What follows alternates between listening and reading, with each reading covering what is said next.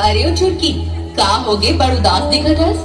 का बताऊं मुर्की, मोर माँ की तबीयत बहुत ही ज्यादा खराब है और घर में पैसा की परेशानी है, मैं का करऊं? तय संतो मत कर चुरकी, आज पास के गांव में भव्य डीजे डांस प्रतियोगिता हुआ थे, जेमा इनाम की राशि रखे गे। चल जावो और अपन कला के प्रस्तुति देके आवो।